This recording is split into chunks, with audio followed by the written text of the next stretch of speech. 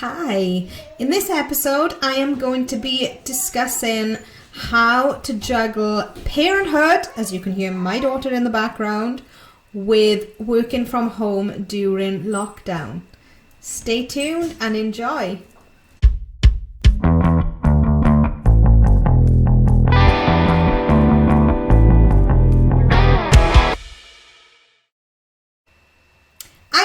Davis, life and business coach, and I help mums in business take their business to a level where they get more freedom and flexibility from it, so they can spend more of their time doing the things that they love doing with their families. So before I go into these tips on how to have a better balance between having our kids home from school on lockdown and still running our businesses from home, before I do that, I just ask you, please go over to my channel and subscribe, because I've got so much valuable tips, advice and trainings for you guys. So please do go and subscribe. And then I'll get straight into it. It's not going to take very long at all, because I haven't got much time left before my little one comes and interrupts me. So it's going to be very quick, this training. So basically, I know most of us are in the same boat at the moment. We're all struggling trying to find that balance between having that time to work on our businesses and work with our clients and do the things we need to do in the day, whilst also taking care of our children who are home and, having to help them with their schoolwork, having to mum them and teach them and all these other things. But the first thing I want to say is, don't be so hard on yourselves. We're not teachers. We are parents, we're mothers, and that's what we need to do, is just be mothers. And there are ways that we can be mothers and still get things done with our business as well. And I'm going to really help you with that today. So there's a couple of steps. And the first one is basically routine. Now, by this, I'm not contradicting what I've just said. I do mean you need to have a very slight routine. I don't mean this strict routine where you need to be all teacher and, have this strict schedule and all of that. You don't need to do that. You don't need to put that much pressure on yourself. We are not teachers, we're mothers, and we just do the best that we can do. But having said that, children really like to feel secure and supported, and it gives them comfort to have a very slight bit of routine. So a simple thing you can do is have a bit of a morning routine. So what we do is add simple things into our routine, and it's really helped. Like, Aria's so much more settled now compared to what she was when lockdown first started, because obviously their worlds are turned upside down as well. She doesn't get to go to her nursery anymore, which is her favourite part of the day, playing with all the other kids her age and having all that fuss and attention. She loves it. And obviously she doesn't get that amount of attention back home with us now, because I've got things to do as well. So we're just doing our best. So we need to remember that first of all and try and give them some kind of routine. So for us, we have a bit of a morning routine. And what I tend to do is, when we first get up in the morning, we have a really good tidy up of the bedrooms and just potter around before making breakfast and so on.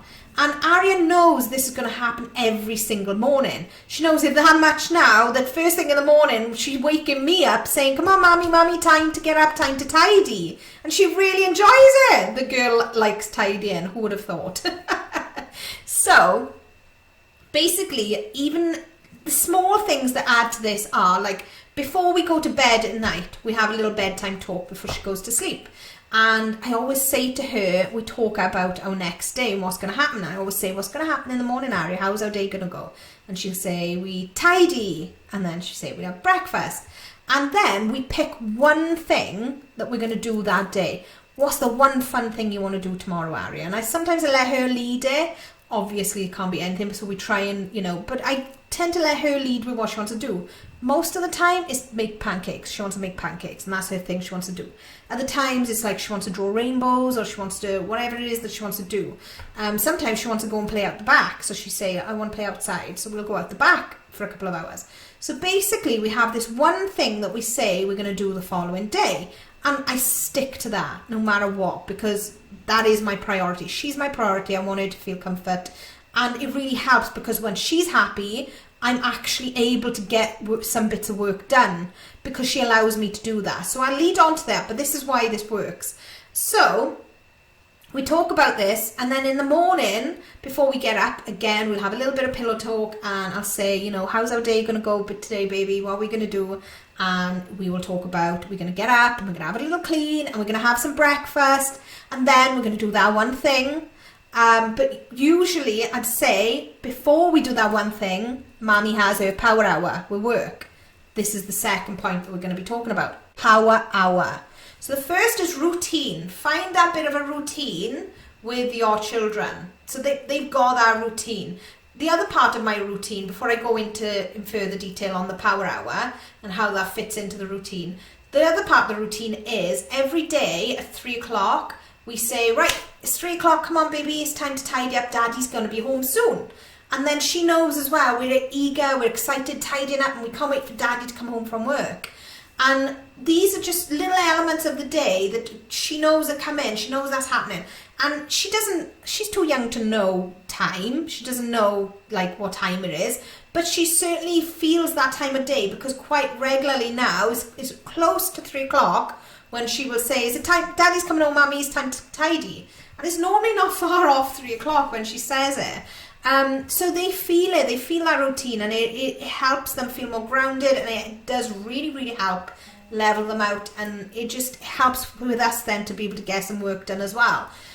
So, in amongst this routine, that one thing we're going to do always happens after Mommy's power hour. So the power hour is literally, every day of the week, I schedule power hours where I get the one most important thing of my day done. So with this part, you need to write a bit of a list of the things you really need to get done that week, and then prioritize them. So what's the most important, and so on, so on. And then you'll say, right, in this power hour today or tomorrow, whatever it is you're looking at it, I'm going to get this one thing done. So like today, for example, my power hour today was my hour with my client. I had a one-to-one client that I needed to do a launch plan with. It was just an hour session, but we needed to get that done today in the day because she doesn't work very well at the night. So it needed to be a first thing in the morning type of thing. So Aria knew about this, Mommy's power hour. Mommy will be in her office in her power hour. Aria stays in the living room where I can still see her, but she doesn't distract me, she doesn't interrupt. So Mommy has her power hour, and then after the power hour, we do our thing. And the one thing today that Aria's asked for, which she asked for last night, was pancakes, which we spoke again about this morning on our morning routine. And she knows that she's having pancakes after Mommy's power hour is done. So I can see she's pretty well, our power hour is gone. My client call went on for over an hour actually, and she's still good as gold sitting out there with the activities that I've given her to do. So today's power hour was actually stretched long enough for me to know that I could do this recording. If she interrupted, it doesn't matter because it's not going to take much longer. We're nearly through this recording. So it's fine, but I know she's fine. I can watch her right from where I am. She's good.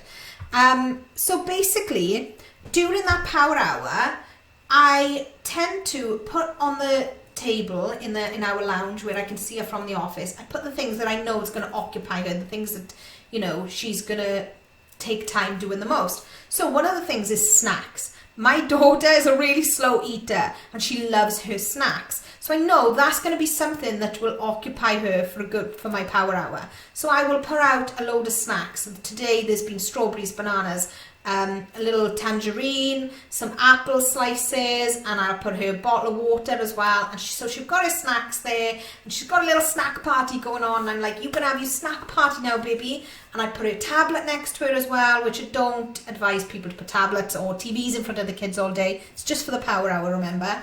I put the tablet there as well because she's happy enough. The TV's on with the cartoons. She's got a colouring book there as well with some pens. She's got her little snack party and her tablet is on playing as well. So she's there and she's quiet and she's happy because she knows once Mommy's power hour is finished and her snack party is finished, we're going to make pancakes, and she loves that because we get our time together.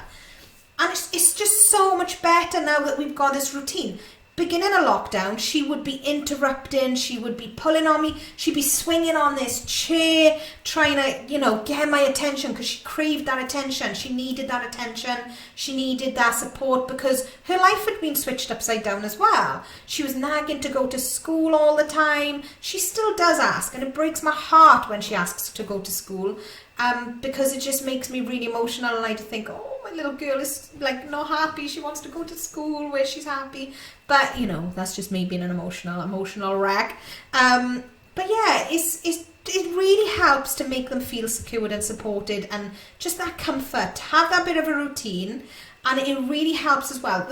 The main thing is to remember, our children need that support. So if we give our children that support and that love and that comfort, then it allows us that time to be able to focus on our work too, because they're happy, we are happy, that kind of thing.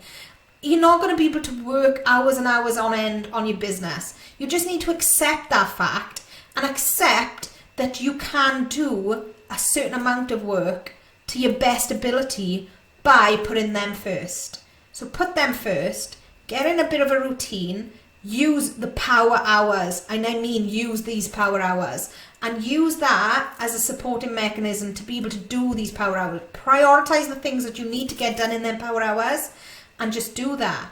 And it really, really does work. Like, you haven't heard a peep out of my daughter the whole of this training. I've done like an hour and 20-minute session before this as well, and she still hasn't, I haven't heard a peep from her. And it wasn't like this in the beginning, and let me tell you, it wasn't. I was pulling my hair out, it was so hard. So that's basically it.